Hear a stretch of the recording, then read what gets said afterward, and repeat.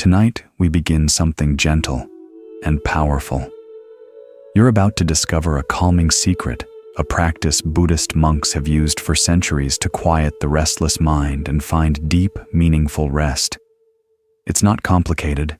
It doesn't require effort or belief, just presence. Tonight, you'll learn how to let go of the thoughts that chase themselves in circles. You'll learn how to loosen the grip of worry. And in its place, you'll discover stillness, soft, luminous, and deeply healing. Overthinking can feel like being trapped in a room filled with echoes, your own thoughts bouncing back at you louder each time. But there's a doorway, a path to peace, and it begins simply by being here. Imagine your thoughts like ripples on a pond, and underneath, stillness, depth. Tonight we'll journey into that deeper water together. You don't have to solve anything right now. You don't have to figure life out. You are not broken. This moment is enough. All that's asked of you is to listen and to rest. Soon we will explore 10 teachings aimed at transformation, each one offering you a gentle shift in how you see your thoughts, your life, and yourself. So before we settle in, feel free to like and subscribe only if this space brings you peace. And if you'd like, share where you are and what time it is where you listen. It's always beautiful to know how far these quiet words can travel. Now dim the lights, maybe light a candle or incense, and let's wander into stillness together. As you settle into the quiet, begin to notice the simplicity of this moment. Let your awareness gently sink down like a pebble falling through still water until it rests softly at the bottom of your breath. There is nothing you need to do right now, nowhere you need to be. The world may spin and stir outside, but in this space, you are still. Notice the air brushing past your nostrils as you breathe, the gentle rise and fall of your chest, the weight of your body being fully held by the chair, the bed, the floor beneath you. Nothing is being asked of you here. This space is yours. It's safe. It's silent. The room around you is quiet, familiar, gentle, and yet within that simplicity is a gateway. The kind of peace you often chase in plans or distractions has been waiting here all along, right where you are. There is no past to chase, no future to fear. There is only this breath, and the next, and the next. This is the first teaching embracing the present moment. In Zen, there is a well-known phrase, when walking, just walk. When sitting, just sit. At first glance, it may sound too simple, too ordinary to matter. But it's far from ordinary. It is an invitation to come home to yourself. To just walk means to allow yourself to be fully in the act of walking, not walking, while worrying, not walking, while regretting, not walking, while mentally solving tomorrow's problems. Just walking, feeling your steps, the ground beneath you, the rhythm of your breath. When you bring your whole self into a moment, something shifts, your mind unknots, and presence flows in. This teaching isn't about ignoring the past or avoiding the future. It's about no longer living inside them. It's about reclaiming your awareness from timelines that no longer exist. Because truly, this moment, this quiet living breath, is the only place life actually happens. When you walk and worry at the same time, you're not truly walking. When you sit and scroll and ruminate, you're not truly sitting. The mind splits and peace slips away unnoticed. But when you return to the present, completely, everything softens. The tension in your shoulders eases. The heaviness behind your eyes lightens. The breath becomes a little deeper, the heart a little calmer. Imagine for a moment a small child building a sandcastle by the sea. The waves rush up to kiss their toes, but they don't flinch. The sun glows on their back, but they don't rush inside. They're not wondering what time it is, or who's texting them, or if they're doing it right. They're just there, scooping, shaping, smiling, fully immersed, completely alive. You once knew that kind of presence. Before the world told you to do more, to worry more, to strive harder. That presence is not lost. It lives quietly beneath your thoughts, waiting for your return. And you don't need to force it. You simply need to remember. You don't have to escape your mind, you only have to invite yourself into the moment again. Try it now. Let your awareness drift to the breath, soft, steady. Let it anchor you like the weight of a warm blanket. Then notice the contact of your body against whatever supports you. Feel the subtle pressure of the earth holding you up. Listen not just with your ears, but with your whole body to the quiet all around you. Maybe there's a distant hum, maybe only stillness. Either way, this moment is already enough. You're not behind, you're not ahead, you're here. There's a Zen story about a student who came to a master anxious and overrun by his own mind. He asked, "How do I find peace?" The master said nothing. Instead, he calmly poured tea into the student's cup. He poured and poured until the cup overflowed. The student cried out, "Stop, the cup is full." The master looked into his eyes and replied, "Exactly. Your mind is like this cup, filled to the brim with thoughts, plans, fears, and noise. How can I pour peace into it unless you first empty it?" This is what the present moment does. It gently empties the cup, not by erasing your thoughts, but by reminding you that they are not all of you. Even one breath taken with full awareness is an act of emptying. It's a doorway, a key, a returning. Sometimes overthinking is just your mind's way of trying to avoid this very moment.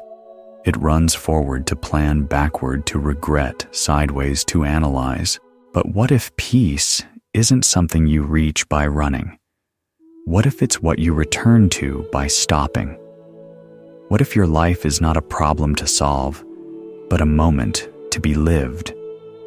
If you've ever stood beside the ocean and felt time stretch out like the horizon, if you've ever sat beneath a tree or watched morning light flicker across a wall and felt a strange calm settle over you, then you already know this teaching. Your body remembers. Your heart remembers. You've touched this presence before, and the beautiful truth is, you cannot think your way into peace. You can only feel your way there through the breath, through your senses, through surrender. Let go of trying to be perfect at this. Your mind will wander. You will forget and remember and forget again. That's okay. This practice isn't about performance. It's about kindness. Each time you notice you've drifted and bring yourself gently back, that's a miracle. That's the whole point. Every return is a beginning. So tonight, let yourself arrive again and again and again. Each time you breathe with awareness, you build a bridge back to your center. Each moment you notice your surroundings, you soften your hold on the illusion of control. And in that softness, peace quietly grows. Now let's reflect gently together. What does it feel like when you stop trying to escape this moment and instead live it? What small, ordinary detail can you fully experience right now? Your breath, your heartbeat, the feel of the blanket around your legs, the hum of life all around you. Let that awareness hold you. Let it wrap around you like a soft blanket, keeping you warm and rooted, even as the winds of thought pass by. There's no need to push them away. Just notice. Let them float by like clouds in the sky and return again to the ground beneath you, the breath within you, the stillness around you. The rest of the world can wait. You are home. You are here. You are enough. You continue to rest in this stillness, and slowly another truth begins to surface. One that may challenge the way your mind normally works, but offers a powerful key to peace. Letting go of attachment. It's one of the central teachings in Buddhism, and also one of the most misunderstood. Many people hear "let go" and think it means to stop caring, to become cold or distant. But in truth, letting go of attachment doesn't mean withdrawing love. It means releasing the grasp that causes suffering. Attachment says, "I must have this to be okay." It says, "If this person leaves me, if this plan fails, if this outcome doesn't happen exactly as I want, then I won't be all right." But the more tightly you cling, the more pain you create. Have you ever held something so tightly? An idea, a hope, a person that the very act of holding made you anxious, like a delicate bird trapped in your hands. Your fear of losing it keeps you from truly experiencing it. In Zen, the teaching isn't to push things away, it's to hold everything lightly. Imagine walking through a garden. You come across a flower vibrant, fragrant, alive. You can bend down, admire it, inhale its beauty. But if you pick it and clutch it too tightly, it begins to wither in your hand. The petals bruise. It fades. Letting go of attachment means allowing the flower to be, without needing to possess it. There's a story of a monk who owned only one bowl. It was handmade simple, and he treasured it. One day while washing it by the river, he slipped and the bowl shattered on the rocks. Another monk saw the scene and expected sorrow. But the first monk only smiled and said, "Ah, so it goes." He grieved nothing. Not because he didn't care, but because he understood everything that comes will one day go. And clinging to what must change only causes more suffering. It's natural to want things to last. Relationships, health, success. We build our sense of self around these things. But life is fluid. People change, circumstances shift, seasons turn. And when we tether our happiness to what can't stay still, we set ourselves up for struggle. Letting go is not about detaching from life. It's about detaching from the illusion of control. It's about loving fully, without grasping. Giving your heart completely while still trusting that even if things change, you will remain whole. It's about being like a tree in the wind, rooted strong but flexible. You bend, you sway, you do not break. Pause now and gently bring to mind something you've been clinging to. It might be an idea of how your life should be. It might be a memory you keep replaying. It might be a relationship or a regret or a fear of what lies ahead. Hold it lightly in your mind, not to fix it or figure it out, but just to see it clearly. Ask yourself, what am I afraid would happen if I let this go? What would it feel like to soften my grip even just a little? Let those questions linger. Let them breathe. You may not have answers yet. That's okay. This practice isn't about instant solutions. It's about creating space, because it's in that space that freedom lives.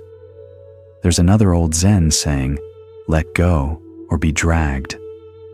When we resist what life is offering us, whether it's a change we didn't want or a truth we don't want to accept, we suffer. The mind fights, the heart contracts. But when we soften, when we trust that we can face whatever arises, something shifts. Letting go isn't a single act. It's a moment-by-moment invitation, like the breath, like the tide, like the falling leaves. Each letting go creates more room inside you, room for peace, for clarity, for grace. And grace has a way of entering when space is made. Let this idea settle in. You can still care deeply without clinging tightly.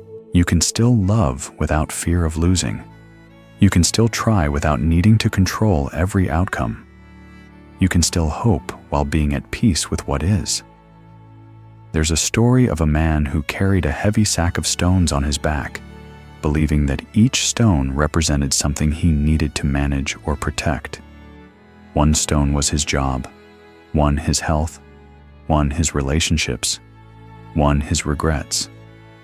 Day after day he carried them all, even when they grew heavier. One day he met a teacher by the side of the road. The teacher simply asked, "What would happen if you put the bag down?" The man froze. He'd never considered it. But when he set the sack down, his whole body exhaled. He realized that not all burdens must be carried forever. Some can be placed gently on the earth with gratitude and left behind. What are the stones in your sack? And can you just begin to set one down tonight? Sometimes the hardest part of letting go is the belief that we have to carry it, that somehow if we let go, we're giving up or failing. But letting go is not defeat. It is wisdom. It is the wisdom of the seasons. The trees don't cling to their leaves in autumn. They let them fall, knowing new ones will come. The river doesn't hold its water. It flows trusting that the source is endless. You are that tree. You are that river. When you practice letting go, even in small ways, you create space for life to surprise you. Space for new connections, new breath, new stillness. Letting go is not the end. It is the beginning of a gentler way. Now return to your breath again. Feel it flow and cool alive. Feel it flow out soft, releasing. Let it carry away the tension in your chest, the tightness in your jaw, the need to hold on. Let your breath be your offering to this moment, a gesture of trust, a sign that you're willing to meet life as it comes, not as you demand it to be. You might notice that your body has already softened, that your heartbeat has slowed, that your thoughts are floating more gently across your mind, like leaves on a stream. You don't need to force peace. You only need to stop grasping. Letting go may not come all at once, and it doesn't have to. Even loosening your grip by one finger, even breathing once with a little more trust, even whispering to yourself, "I'm okay," even if I don't have all the answers, that is a beginning, a path, a practice, a return. So now gently reflect, what am I holding on to that's no longer serving me? And who might I become if I learn to let go? Let those questions rest in your heart tonight, not to be solved, but to be held lightly, like a flower in the palm of your hand. You are not here to force life into shape. You are here to meet it with grace. And as you lie here now, breathing, relaxing, know this: you are already enough. You are already whole. You are already free. Thoughts can feel overwhelming. They come quickly, don't they? One after another, racing, looping, sometimes loud, sometimes subtle. They chatter while you try to rest. They follow you into the shower, into traffic, into quiet rooms where your body is still, but your mind is sprinting. And so tonight, we explore something essential, the nature of thoughts. To find peace, you don't need to banish thoughts. You only need to understand what they are and what they are not. In Buddhism, thoughts are seen as impermanent, like clouds passing across the open sky. They appear, they drift, they dissolve. But they are not the sky itself. They are not you. And yet, how often we mistake them for truth. You think I'm failing. You think something's wrong. You think this feeling will never end. And then, without realizing it, you believe the thought. You grip it like it's a fact, not a passing cloud. Your body reacts. Your heart rate rises. Your breath shortens. A single thought becomes a thunderstorm inside your mind. But here's the truth. You are not your thoughts. You are the awareness behind them. The calm sky, the witness who sees them come and go. There's a Zen story about a man riding a wild horse. He gallops through the village, and people leap out of the way. One man shouts, "Where are you going?" And the rider yells back, "I don't know. Ask the horse." That's how thoughts can feel, like a wild horse dragging you behind it. But in meditation and in mindful awareness, you slowly regain the reins. You stop being pulled by the momentum of every idea and feeling, and you begin to choose which ones to follow. Try this now. As you rest, bring your attention to your breath again. Thoughts may rise, but instead of grabbing them, just observe. Imagine each thought as a leaf floating downstream. You don't need to chase the leaf. You don't need to pick it up. Just let it pass. If your mind says, "You're doing this wrong," smile at it. That's just another thought. If it says, "This is silly," observe that too. Let it pass. Like wind, like water, like weather. Some thoughts will feel powerful, emotional, urgent, but no matter how loud or convincing they are, they remain thoughts. They are not fixed truths. They are not permanent states. They are passing guests. There's a beautiful practice in Buddhism known as naming the visitor. When a strong emotion or thought arises, instead of becoming it, you name it gently, planning, or judging, or worrying, and then like a kind host you let it visit, and you let it leave. This doesn't mean you ignore important thoughts. It means you recognize their nature. You relate to them differently. You stop fighting. You stop fusing.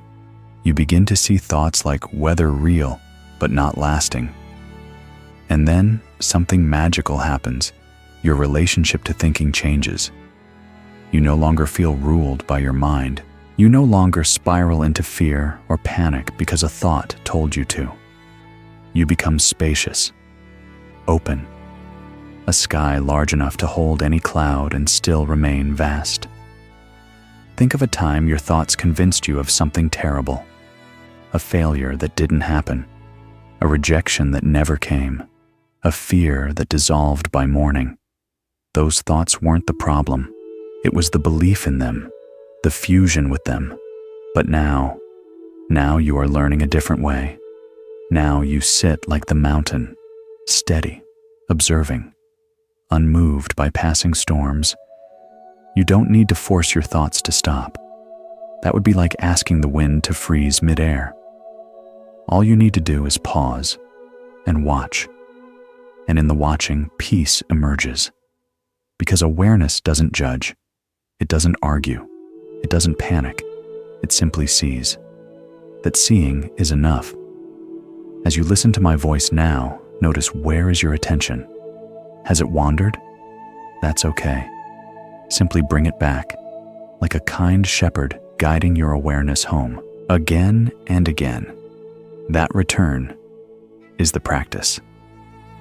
Now gently reflect, what kinds of thoughts have I been believing lately? Are they serving me, or are they simply passing clouds? You are not here to control your mind. You are here to understand it, to see it clearly, to hold it gently, to rest beyond it. Let your breath carry you back. Let your body soften. Let the thoughts come and go like wind passing through a field of tall grass. You don't have to catch them. You don't have to hold anything. The peace you long for is already here. Not in the content of your thoughts, but in the space between them. Let yourself fall into that space. Let yourself float in the quiet that lives just beneath the noise. You are not broken. You are not lost. You are simply learning to be with your mind in a new way. And in that, there is freedom. Now that you've begun to witness your thoughts with gentleness, another healing truth begins to bloom within you, one that may take time to truly embrace, but has the power to soften your heart and still your inner world. Tonight, we turn toward a teaching that many overlook, but deeply need, cultivating compassion for yourself.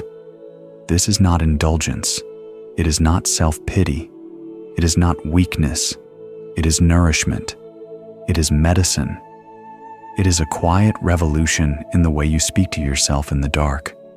For many people, the mind becomes a courtroom. Every mistake is evidence. Every flaw is exaggerated.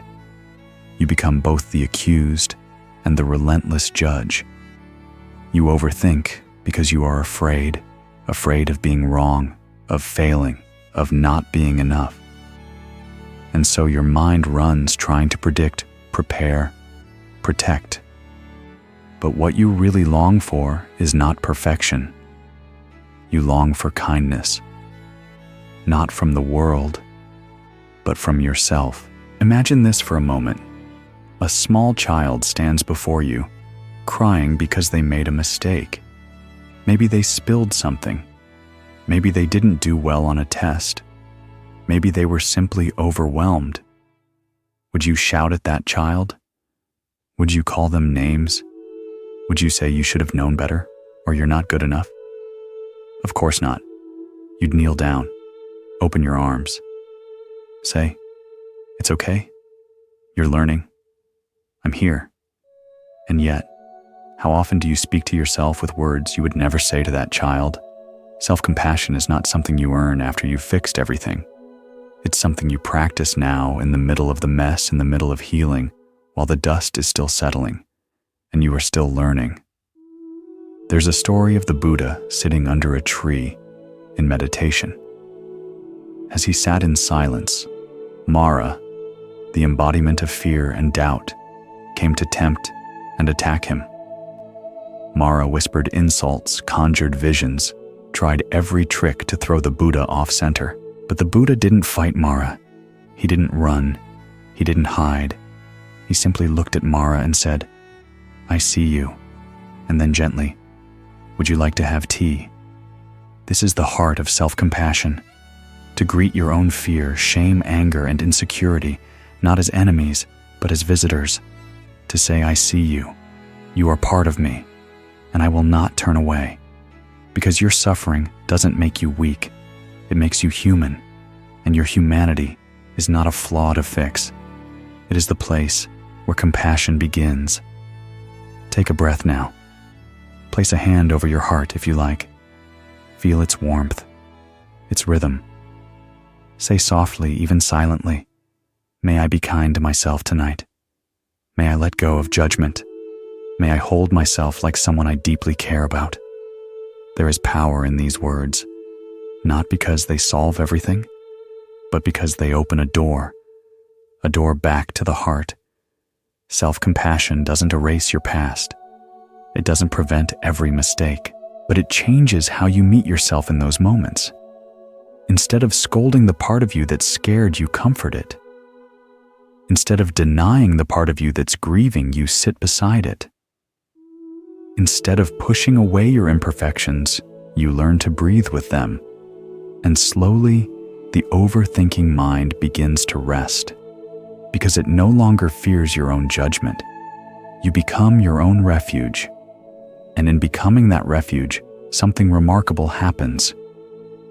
You also become a deeper source of kindness to others. You can only give what you allow yourself to feel. If you have never received compassion from within, it is hard to offer it freely to the world. So your healing becomes healing for others. Now bring to mind a time recently when you were hard on yourself, a moment of regret, an awkward mistake, something you keep replaying in your thoughts. See it again, but through gentler eyes. Ask yourself, what would I say to a dear friend who did the same? And now say it to yourself. It may feel strange at first, unnatural even, but that is only because the voice of compassion has been quiet for too long. Give it room. Let it grow. In Buddhist tradition, metta is the practice of loving kindness. It begins with wishing well for yourself, not out of ego, but out of understanding. Because when you are kind to your pain, it transforms. When you are kind to your fear, it softens. When you are kind to your thoughts, they lose their power. You don't have to fight yourself anymore. The war is over. Breathe into that truth now. Let it fill your chest. Let it wrap around your weary mind. Repeat silently as a mantra, I am doing my best. I am learning. I am enough. Say it like you mean it. Say it like no one's listening but the quiet part of you that's been waiting to hear those words for years. And now, gently reflect. What would change in my life if I treated myself with the same care I give others? What if every overthinking spiral was not a failure, but a call for gentleness? Let those questions settle into you like warm tea. There is no rush to answer, only an invitation to soften. You are not the voice in your head. You are the one who hears it. And now you are becoming the one who speaks back with kindness, with tenderness, with wisdom. Let the critic rest. Let the warmth in your chest grow. Let self-compassion be your companion tonight. You are not behind. You are not broken. You are simply healing in your own time. And that is more than enough. The path so far has brought you gently into presence, taught you to loosen your grip on attachment, and invited you to speak to yourself with compassion. Now we arrive at something that may seem counterintuitive, yet it is one of the most quietly transformative teachings of all, the art of non-doing.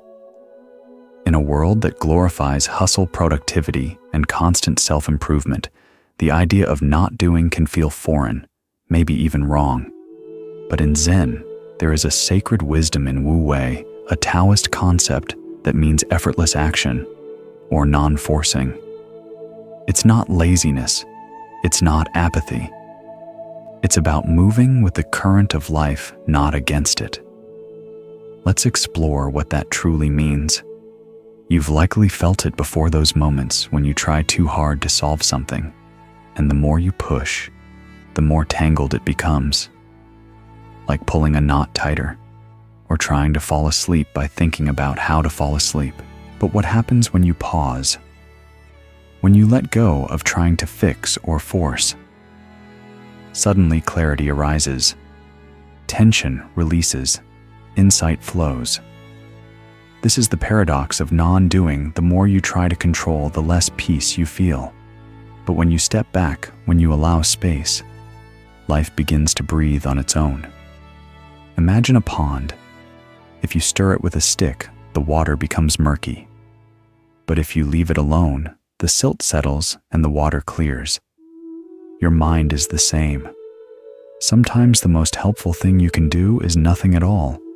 Just let it settle. There's an old Zen story about a farmer whose horse ran away. His neighbor said, "Such bad luck." But the farmer replied, "Maybe." The next day, the horse returned, bringing 3 wild horses with it. "What good fortune," the neighbor exclaimed. The farmer again said, "Maybe." Then the farmer's son tried to tame one of the wild horses and broke his leg. "Such misfortune," the neighbor said. "Maybe," replied the farmer. Soon after, soldiers came to the village, taking all able-bodied young men to war. But the farmer's son was left behind because of his broken leg. The point is not whether something is good or bad, it's that we don't always need to do or judge so quickly. Life unfolds in its own time. What we call problems often carry hidden blessings, and when we let go of rushing to fix, we open to the mystery of how things may resolve without our interference. Non-doing means stepping out of the storm of constant reacting. It doesn't mean abandoning responsibility.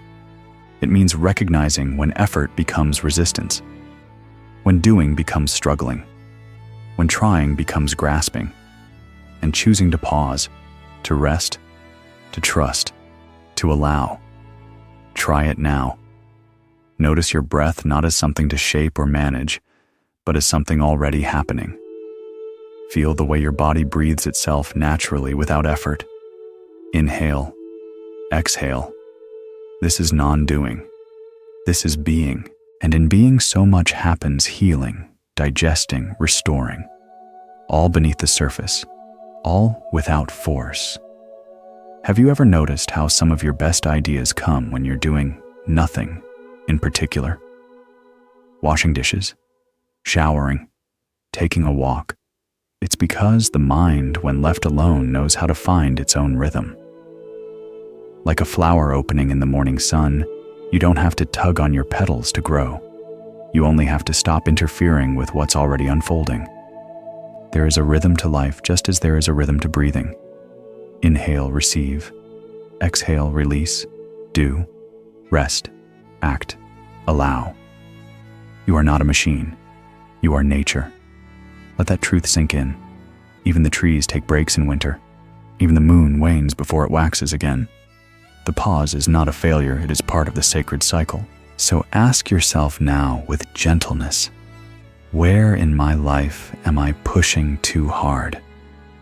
What would happen if I stopped trying to control that one thing and simply allowed it to unfold? You may find that the answer isn't in more effort, but in less resistance.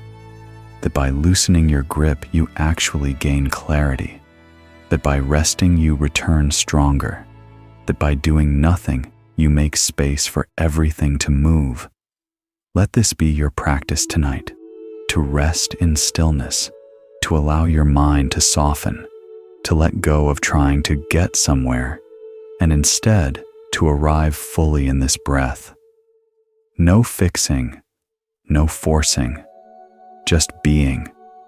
You don't need to have all the answers. You don't need to solve all the problems. You only need to rest in the knowing that you are not behind. You are simply in a quieter phase, a sacred pause, a necessary winter. Let yourself lie here empty of striving, full of breath. The world will continue spinning. And when it's time to act again, you will know. But for now, give yourself permission to not know, to not fix, to not push. Because this stillness, this letting go, this non-doing, this is enough. You've now tasted what it means to pause, to rest, to allow.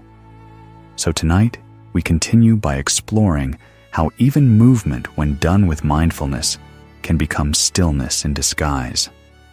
Finding stillness in movement. This teaching may seem contradictory at first. Isn't stillness the opposite of movement? Isn't peace only found in silence and calm? But Zen reveals a deeper truth. Stillness is not about what your body is doing. It's about where your awareness lives. You can be sitting absolutely still on the outside and feel completely agitated inside. Your body is quiet, but your mind is racing. And you can be sweeping the floor, walking a wooded path, washing your hands at the sink, and if your awareness is fully with you, you are still. Because stillness is not the absence of motion. It is the presence of attention. There is a famous Zen saying, "Before enlightenment, chop wood, carry water. After enlightenment, chop wood, carry water." The actions do not change, the presence does. This teaching invites you to bring awareness into everything you do, no matter how small or mundane. You begin to move like the monk who sweeps the temple floor, not as a chore to finish, but as a prayer in motion. Each stroke of the broom, each step across the room becomes a way to return to yourself. Think of how you move through your daily life. How many actions happen on autopilot? The way you brush your teeth, the way you stir your tea, the way you fold the laundry or unlock the door. These moments are so familiar, so ordinary, that they often slip through our awareness entirely. But what if they became doorways to presence, to breath, to peace? Imagine bringing your full attention to washing a dish, feeling the warmth of the water, the smooth surface of the porcelain, the circular motion of your hands.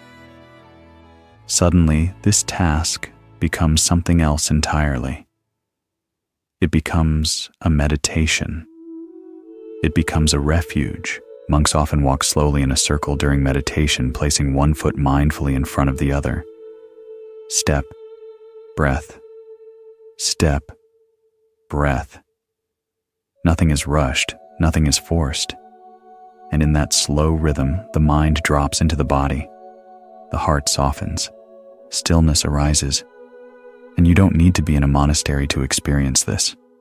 You can do it in your kitchen, in your backyard, even in the way you rise from your chair or pour your evening tea. The world around you may be in motion, but if you are fully here, you are still. This is the heart of the practice. To move with presence is to move with peace. Try it now. Move one hand slowly. Lift it up. Feel the air brushing your skin. Rotate it gently, then place it back down. Do this not to accomplish anything, but to feel your own aliveness, your own grace, your own quiet presence. Notice how awareness transforms the ordinary into the sacred. It isn't about being productive. It isn't about being perfect. It's about being here. Even something as simple as standing up from your bed can be done mindfully. Pause. Breathe. Shift your weight. Notice the pressure in your feet. Let your attention follow the movement as if it were a slow dance. When you begin to bring mindfulness into motion, you realize that peace isn't something you wait for at the end of the day. It's something you walk through, step by step, breath by breath, task by task. And in time, the most ordinary movements become beautiful, meaningful, alive. A woman once asked a monk, "What is Zen?" He replied, "When hungry, eat. When tired, sleep." It sounds so simple, even silly. But the truth is profound. Most of us don't simply eat when we're hungry. We eat while scrolling, while watching, while planning. We don't simply sleep when we're tired. We lie down, then spiral in thought, clench and worry, review the day. But Zen reminds us even these things can be done with presence. And when done with presence, they become a path.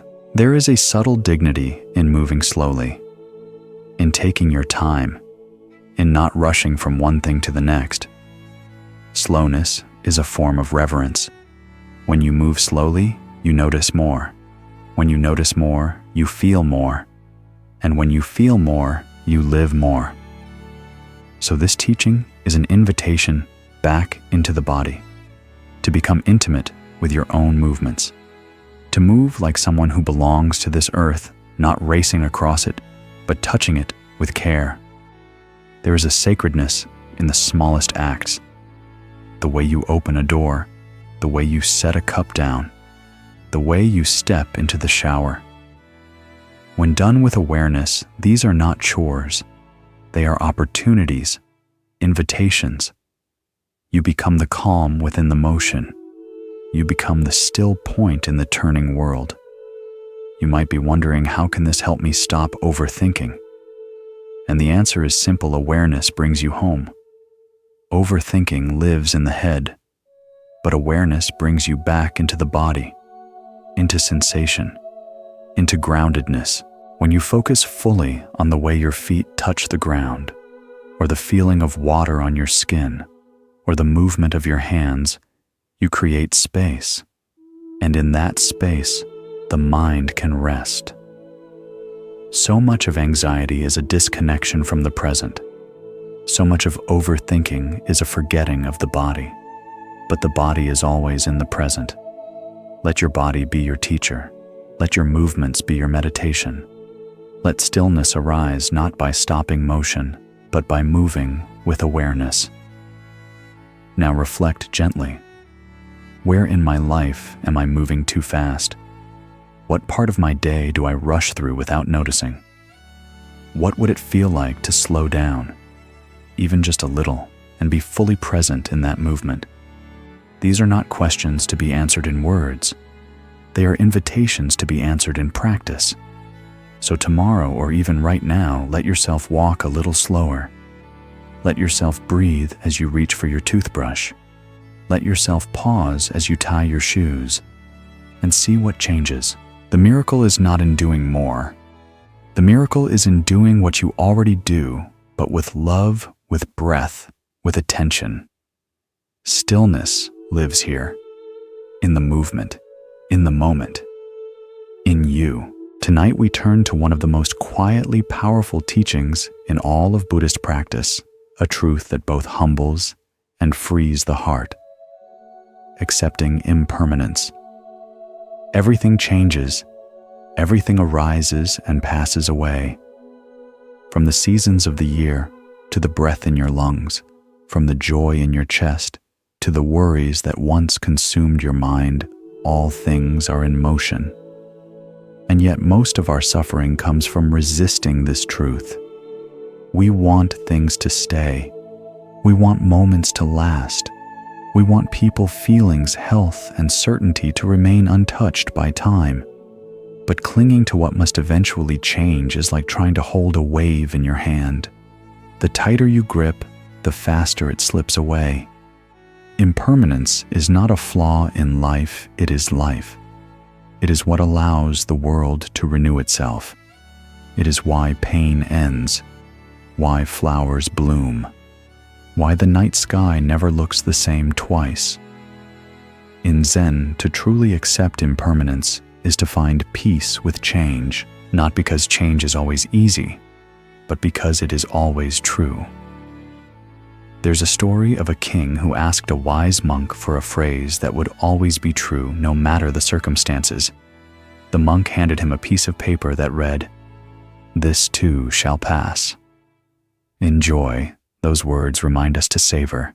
In sorrow, they remind us to endure. Tonight, let them remind you to let go, to soften your grasp, to trust the flow. Even now as you listen, change is happening. The breath you just took is gone. The sensation in your body is shifting.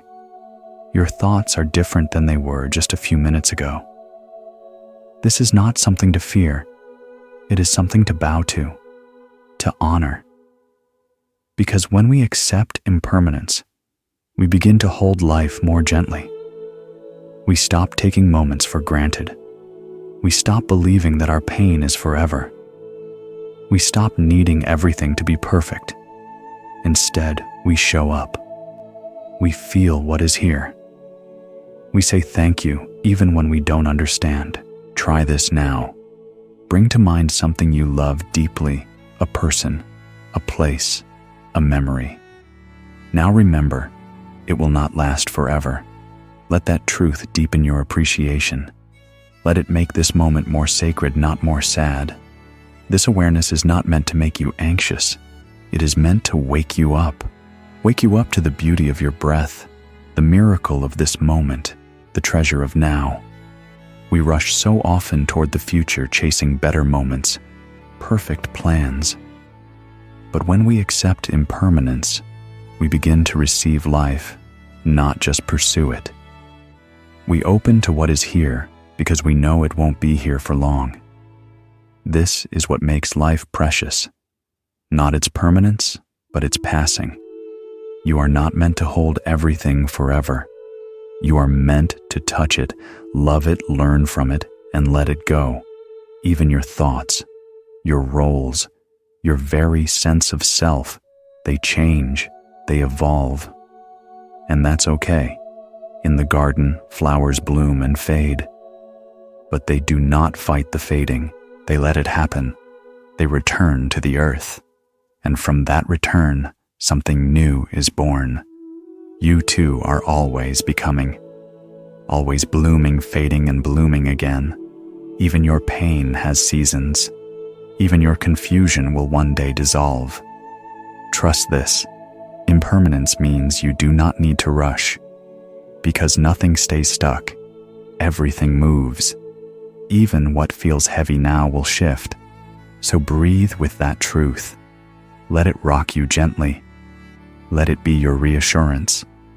There's another story in Zen of a monk who carried a fragile cup every day, treating it as if it were already broken. Not in sadness, but in reverence. because knowing that one day the cup would shatter helped him appreciate its beauty more fully in the moment. Can you live that way with gentle awareness that everything is temporary and therefore infinitely valuable? The laughter of a friend, the warmth of sunlight on your hands, even the silence of this moment right now. Everything changes, and that's what makes it sacred. Let this truth dissolve some of your urgency. Let it remind you that you don't need to get everything done right now. You don't need to have it all figured out tonight. The moment will pass, and another will arrive. Each one is an opportunity to begin again. You are never stuck. You are never frozen in place, because life is always changing, always offering you new breath, new chance, new light. Now gently reflect. What am I holding on to that wants to pass? What would it feel like to love this moment, knowing it is fleeting? Let your answers come like leaves drifting down from a tree, softly, naturally in their own time. Impermanence can feel sad when we want things to stay, but it can also feel liberating because it means that nothing, not even pain, is final. It means that every breath is a beginning, that this moment right now is a rare, once-in-a-lifetime gift. And when you see that, when you live that, you become more present, more grateful, more awake. Let this teaching hold you tonight like a gentle breeze. Let it whisper to the parts of you that are tired of chasing, clinging, and fearing change. Let it rock you into a softer trust. The breath passes. The moment passes. The thought passes. But the awareness behind it all remains. You are that awareness. You are the stillness behind the wave. You are the sky that watches the clouds come and go. Rest in that knowing. Everything changes, and you are okay. Now we step deeper into the quiet. After exploring the power of presence, non-attachment, and impermanence, we come to one of the most subtle and transformative aspects of the Zen path, the power of silence. In a world filled with endless words, notifications, conversations, and noise, silence can feel like a rare and distant luxury. But to the mind, silence is not an absence. It is a presence, a teacher, a sanctuary. Silence is not empty. It is full of answers. It allows what is hidden to surface. It allows what is noisy inside to settle. It gives space for the soul to breathe. Have you ever walked into a forest and heard nothing but wind and birdsong? Have you ever sat by the ocean and listened to the lull of waves without needing to say a word? That is the kind of silence we speak of here. Not just outer quiet, but inner stillness. True silence is not just about shutting your mouth. It's about quieting the internal commentary, the judgments, the rehearsed conversations, the need to respond, fix, explain, or prove. It's about making room. There is a Zen saying, "Silence is the language of God. Everything else is a poor translation." In silence, you remember what you are without trying. You begin to feel the presence beneath your thoughts, the still awareness that holds your experience. Silence is where you stop becoming and start being. You stop trying to be wise and simply sit in wisdom. Try it now. Pause. Let the stillness of this moment open. No need to name it. No need to describe it. Just be with it. Let silence speak to you in its own way. Sometimes what we most need is not a solution, but a space to listen. Silence teaches us how to receive life, not chase it. How to sit with questions, not rush for answers. You may find that in silence, clarity arises. You may find that what felt heavy now begins to float. When monks meditate, they sit not to escape the world, but to meet it more clearly. And silence is the doorway through which that meeting happens. In silence, the mind begins to reveal itself, its loops, its habits, its patterns, and you learn to greet it all with gentleness. In silence, you become the one who witnesses. You are not the chaos. You are the calm that sees the chaos. You are not the thoughts. You are the space in which thoughts appear and pass. Silence holds that truth, and it holds you.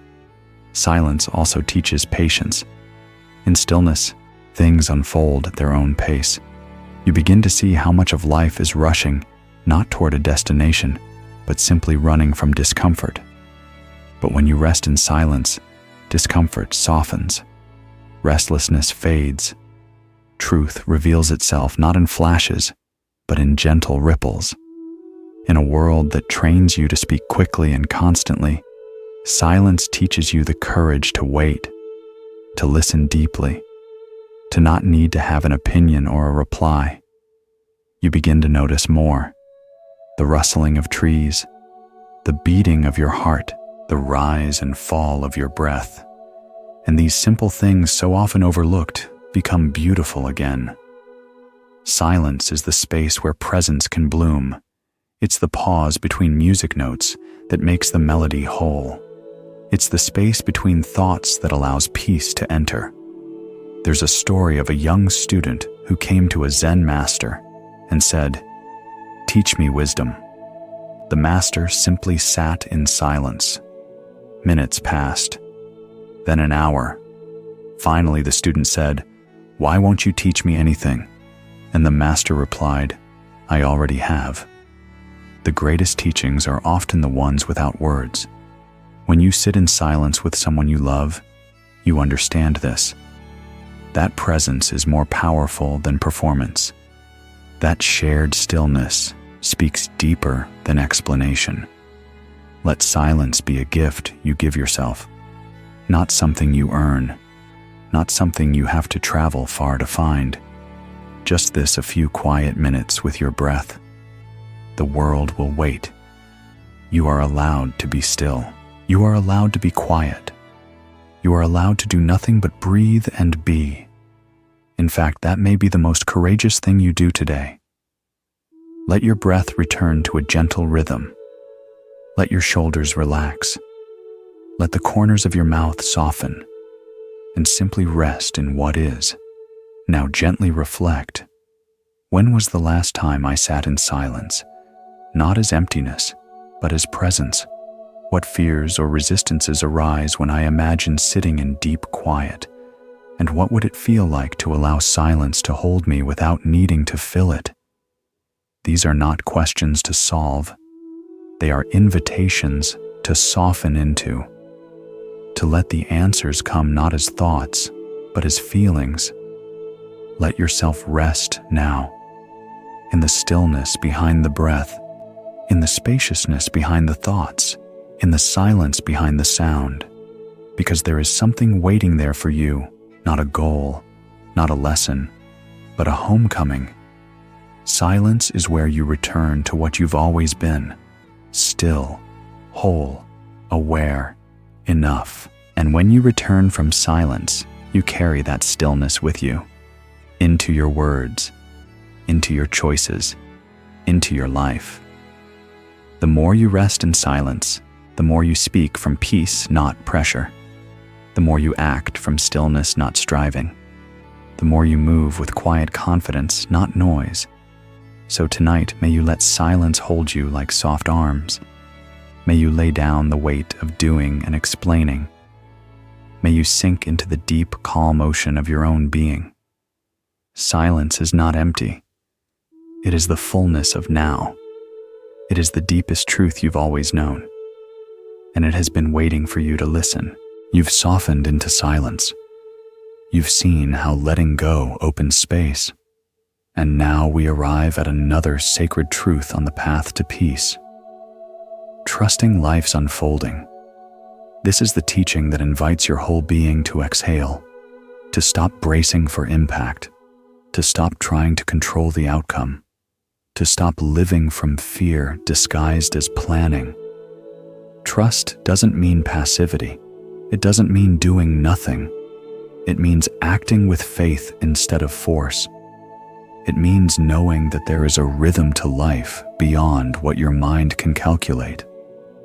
And it means daring to believe that you don't have to hold everything together all the time. Have you ever noticed that some of the most beautiful things in your life happened without your planning? The friend you met by chance, the joy that arrived unannounced, the healing that came when you finally stopped trying to fix yourself and just rested. Trust is not a blind leap. It is a deep remembering, a remembering that you are part of something vast and wise and timeless. That this universe has carried stars through birth and death, trees through seasons, and rivers to the ocean, all without needing your constant supervision. Zen teaches that when you stop clinging to your agenda, you begin to flow with what is real.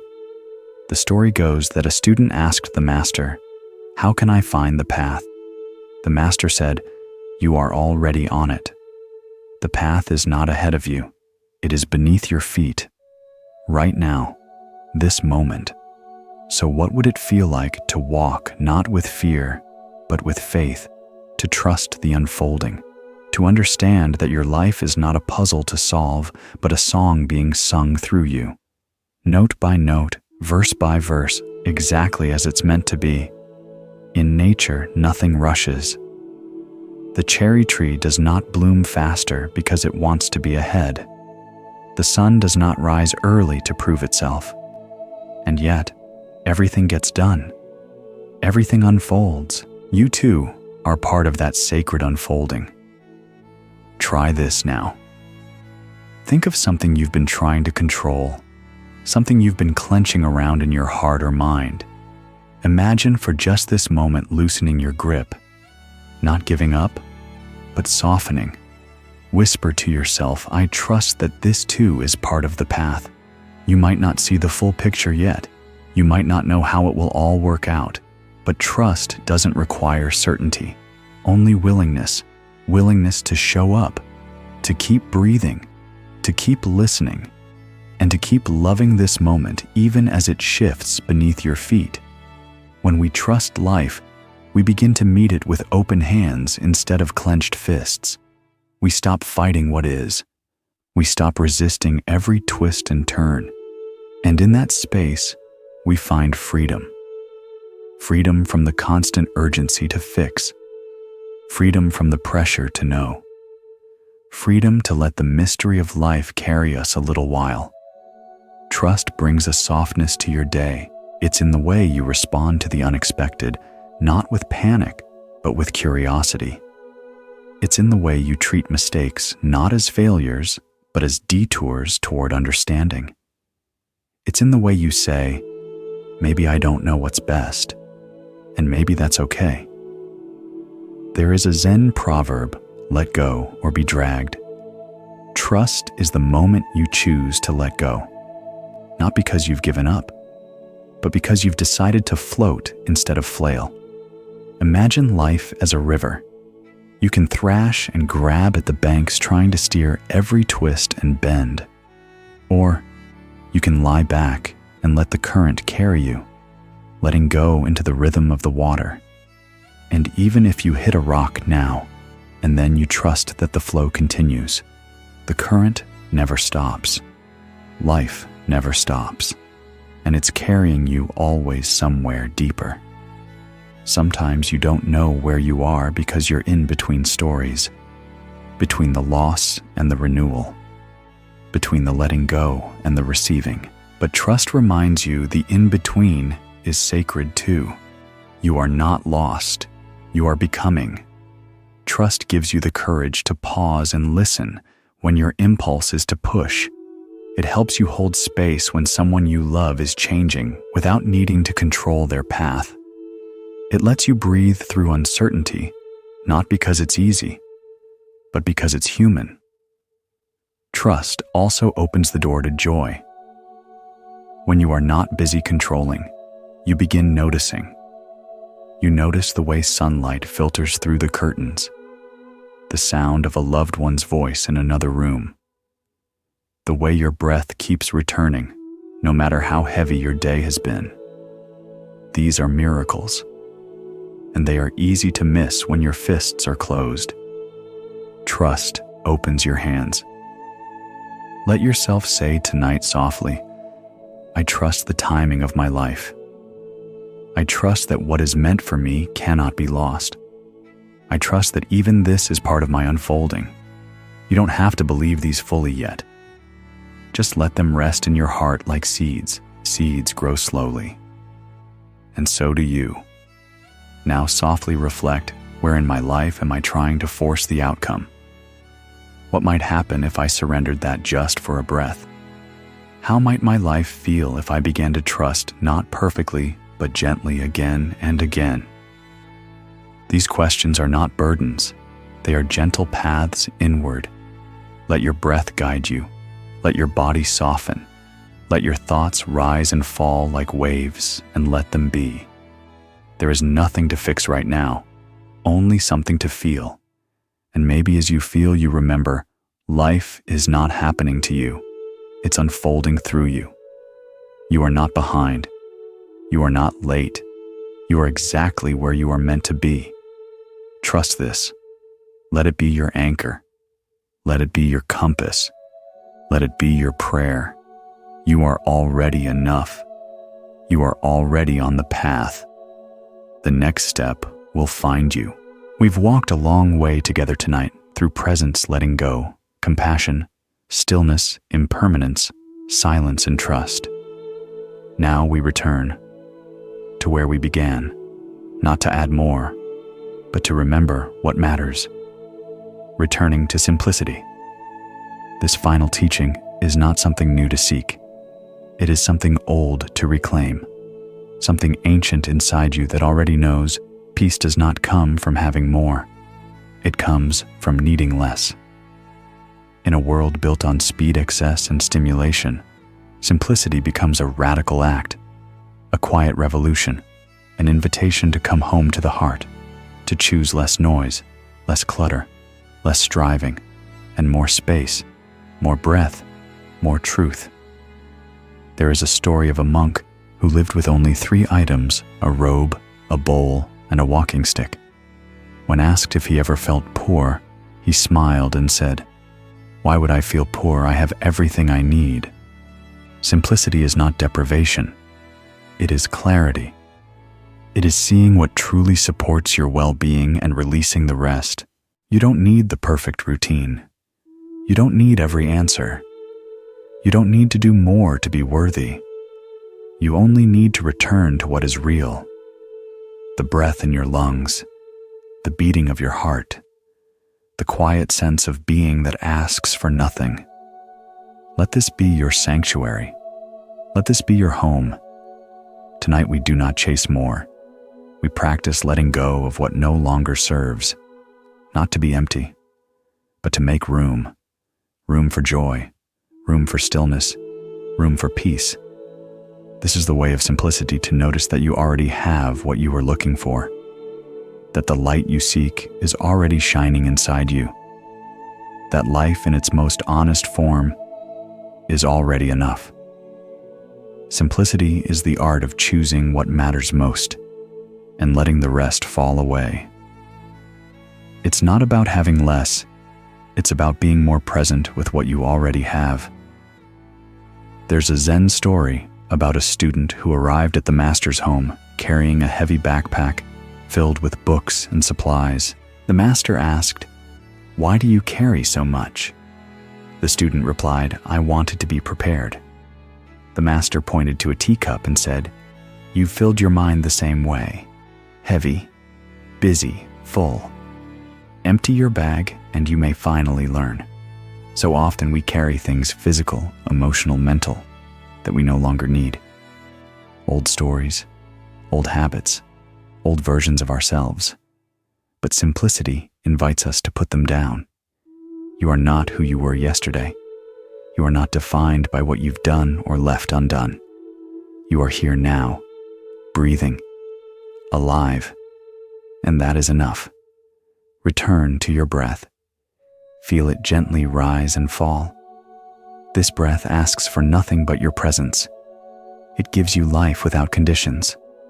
Simplicity teaches us to live this way, to give freely, to show up fully, to let each moment be what it is. Even in the middle of a busy life, you can live simply. It's in the choice to pause before reacting, to speak less but with more honesty, to give your full attention to a single task. It's in the way you make your bed, light a candle, sip your tea. Every act can be sacred when done with intention. Every gesture can be enough when done with love. There's a quiet kind of joy that arises from simplicity, a joy not tied to accomplishment or approval, but to presence. It's the joy of watching leaves fall, of hearing rain, of knowing you don't have to be anything more than you are. Simplicity also creates space for others, for healing, for the sacred. When you live simply, you listen more, you rush less, you create room in your heart for grace to enter. Let that grace enter now. Take a long, slow breath, and let yourself remember, you don't need to impress anyone.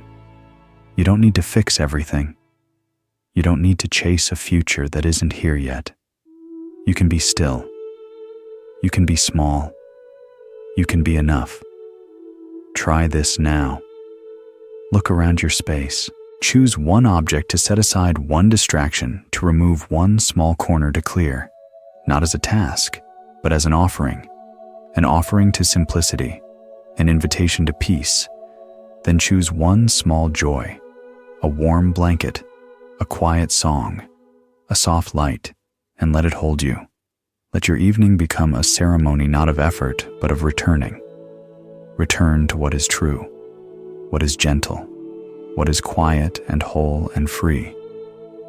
Now gently reflect. What can I release tonight? What might I reclaim by living more simply? Where can I let go of the unnecessary to make space for what truly matters?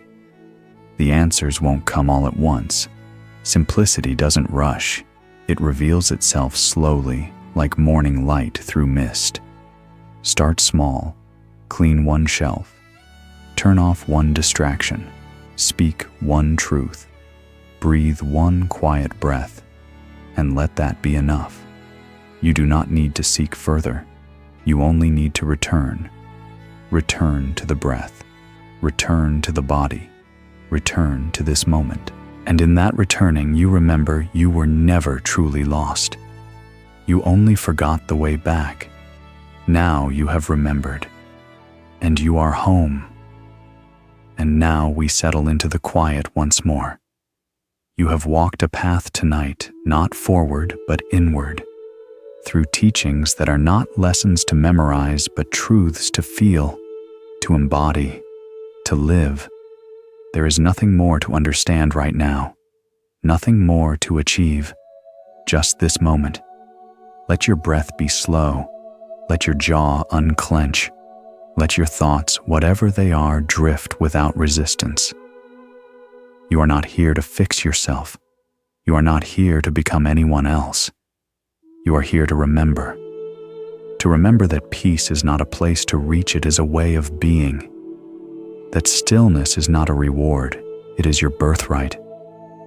That each breath is a doorway, and you can walk through again and again. Let the teachings rest now. Let the silence return. There is no need to carry anything with you as you sleep. Let your body rest in softness. Let your mind rest in stillness. Let your heart rest in kindness. You've done enough for today. You've been enough. You are enough. Now, nothing remains but this quiet surrender to the breath, to the moment, to the gentle night. May you sleep peacefully. May your dreams be light, and may you wake tomorrow with a heart just a little more open and a mind just a little more free. Close your eyes. The sky is still here. The ground still holds you, and the silence, you are part of it now. Rest well, friend.